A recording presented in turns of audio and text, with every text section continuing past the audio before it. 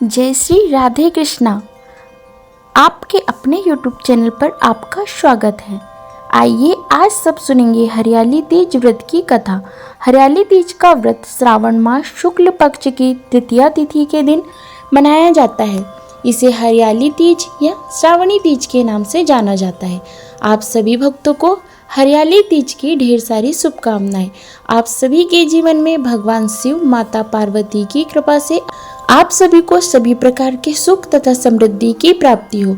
श्रावण मास शुक्ल पक्ष की तृतीया तिथि को महिलाएं शिव और माता पार्वती की विशेष प्रकार से पूजा अर्चना करती है। जिस प्रकार से हरितालिका तीज का व्रत धारण किया जाता है, उसी प्रकार से हरियाली तीज का भी व्रत धारण किया जाता है। इस व्रत में भी स्त्रियां उसी प्रकार से निर्जला दिन रात्रि व्रत रह के धारण करती है व्रत को और भगवान का पूजन करती है और अगले दिन जाकर के सूर्योदय के बाद फिर व्रत का पारण किया जाता है। इससे स्त्रियों का सौभाग्य अटल होता है, दाम्पत्य जीवन खुशहाल होता है तथा भगवान शिव की कृपा से सभी प्रकार के मनोरथ की सिद्धि होती है। तो आइए सुनते हैं हरियाली तीज व्रत कथा। तो बोलिए प्रेम से भगवान भोलेनाथ की जय, माता पार्वती की जय, सर्व देवी देवता की जय। कथा के अनुसार एक बार भगवान शिव ने माता पार्वती जी को उनके पुनर्जन्म का स्मरण कराने के लिए तीज की कथा सुनाई।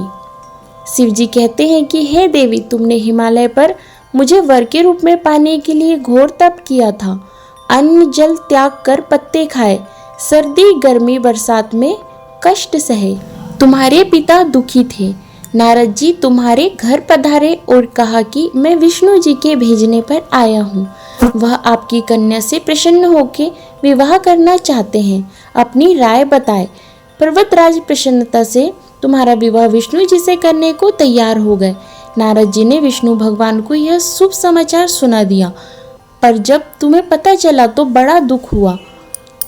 तुम मुझे मन से अपना पति मान चुकी थी। तुमने अपने मन की बात सहेली से बतलाई। सहेली ने तुम्हें एक ऐसे घने वन में छिपा दिया जहां तुम्हारे पिता नहीं पहुंच सकते थे। वहां पर तुम तप करने लगी।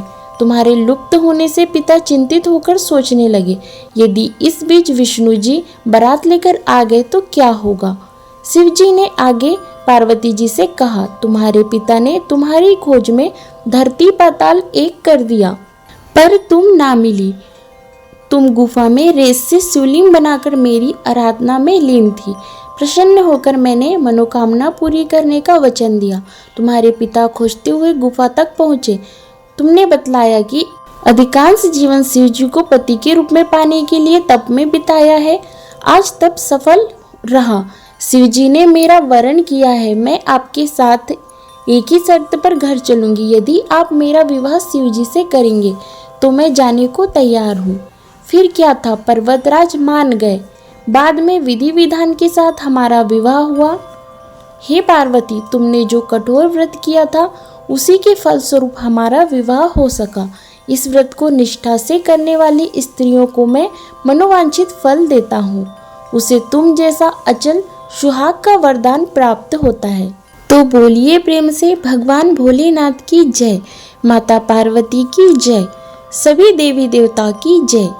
श्रावण मास यानी कि सावन महीने के शुक्ल पक्ष की तृतीया तिथि को कहीं कहीं कजली तीज तो कहीं हरियाली तीज के नाम से जाना जाता है। भविष्य पुराण में देवी पार्वती बताती है कि तृतीया तिथि का व्रत उन्होंने बनाया है जिससे स्त्रियों को सुहाग और सौभाग्य की प्राप्ति होगी। श्रावण महीने में तृतीया तिथि को 100 वर्ष की तपस्या के बाद देवी पार्वती ने भगवान शिव को पति के रूप में पाने का वरदान प्राप्त किया था। हरियाली तीज के दिन विवाहित स्त्रियां अपने पति की दीर्घायु के लिए व्रत रखती है। इस दिन स्त्रियों के मायके से श्रृंगार का सामान और मिठाइयां उनके ससुराल भेजी जाती है। हरियाली तीज के दिन महिलाएं सुबह घर के काम और स्नान करने के बाद 16 श्रृंगार करके निर्जला व्रत रखती है। इसके बाद माँ पार्वती और भगवान शिव की विधि विधान से पूजा करती है। पूजा के अंत में तीज की शुभ कथा सुनी जाती है। कथा संपन्न होने पर महिलाएं माँ गौरी से अपने पति की लंबी उम्र की कामना करती है।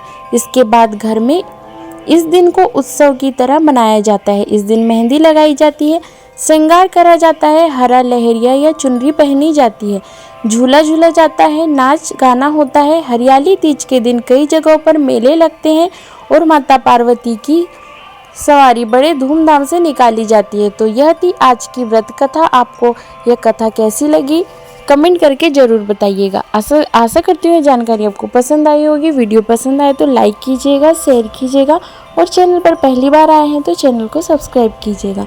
जय श्री राधे कृष्णा, धन्यवाद।